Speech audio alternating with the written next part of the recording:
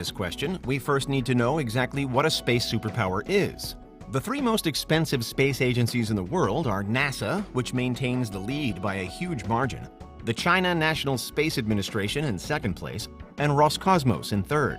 Close behind are the rest of the big six space agencies: the European Space Agency, the Indian Space Research Organization, and the Japan Aerospace Exploration Agency.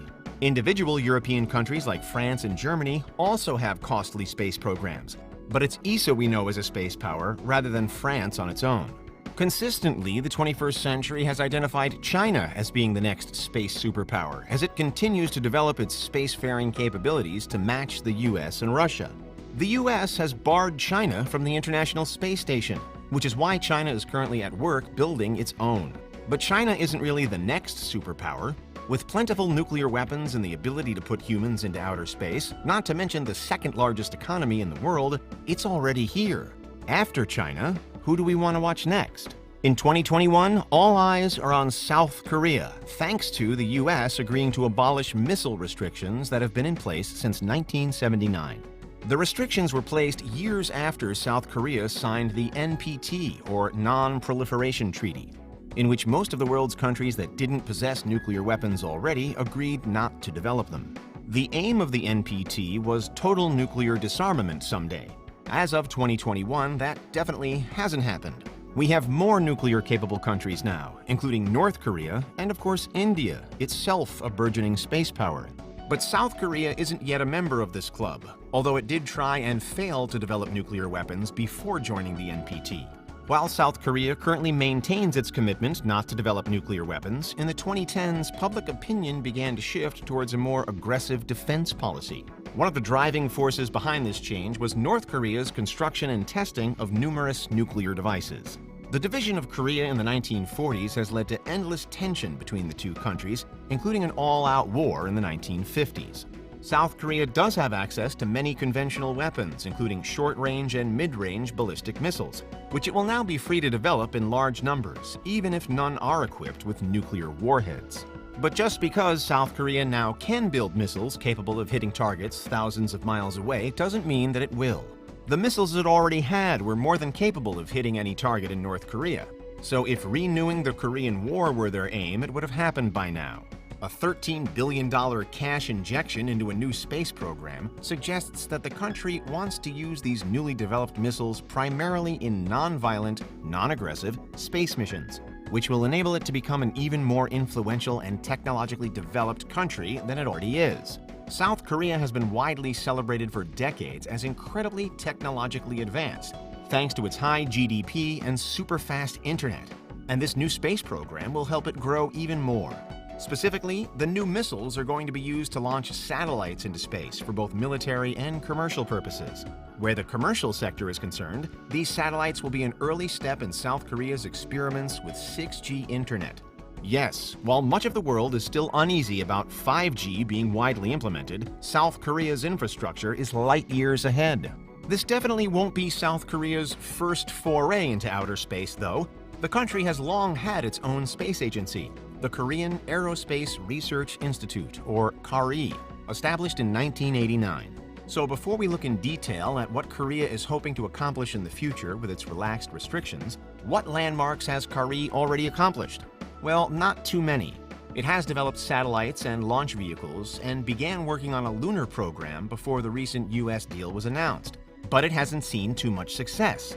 In fact, it's had a few high-profile failures with its Naro-1, the country's first launch vehicle, when the rocket failed to reach orbit during its first two missions.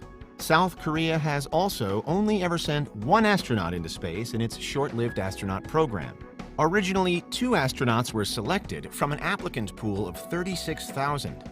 The South Korean government had to pay Roscosmos $28 million for the privilege of training and launching one of the astronauts to the ISS on Soyuz. Somewhat embarrassingly, the first-choice astronaut, Ko-san, was ousted from the program after the Russians caught him removing books from their training center, one of which he sent home. His replacement was Yi So-yeon, who became the first Korean and the first Korean woman in space in 2008. She headed up to the ISS for a 10-day mission in which she conducted experiments on fruit flies and plants. But despite becoming a national icon and being the country's only remaining astronaut, in 2014, Yi announced that she was leaving Korea. Even without the capability for large rockets to man its own missions, South Korea hasn't invested much in space travel so far, and it hasn't sent any additional astronauts since. In contrast, the UK Space Agency is of a similar size to South Korea's where budget is concerned, and the UK has sent 7 astronauts into space. If South Korea does want to compete with the likes of America, Russia, and China, it hasn't made that goal very clear. So beyond satellites, what does South Korea's future in space really look like? Well, interestingly, Korea currently has its sights set on the moon. In 2022, the country will launch the Korea Pathfinder Lunar Orbiter, a joint mission with NASA.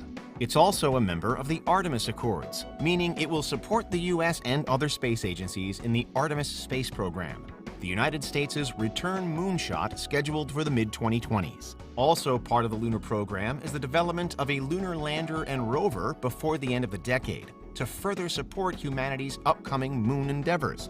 Of course, many other countries are also part of Artemis, including Brazil, Ukraine, and the UAE. And it doesn't seem likely that any of those countries will be able to rival the biggest space agencies anytime soon either. With so much innovation happening all the time in South Korea, one of Earth's most futuristic countries, it's a great ally to have in any space mission. The developments Korea undertakes, bringing 6G and other satellite networks to the world, will someday become commonplace tech. The most recent budgetary data we have for Korea is unfortunately a few years old, and it puts the annual expenditure at around the $580 million mark. But with the recent $13 billion grant into space missile research, that would truly make Korea a world leader in space. Bear in mind that in 2019, the global annual expenditure on space was estimated to be around $70 billion. Though the country's space missions haven't fared too well in the past, given Naro's failures and the untimely end of the astronaut program, that enormous sum of money does look extremely promising. If all the money is directed to space, it would make Korea the second most well-funded space agency in the world. Only time will tell exactly what Korea decides to invest in, however. There's always the potential that things could change or that missions will fail, meaning the investment doesn't have the expected return. Despite its small size and historically lower investment in space, South Korea now has the cash and the ability to become a real player on the international space stage. And that's why America might have made South Korea the next space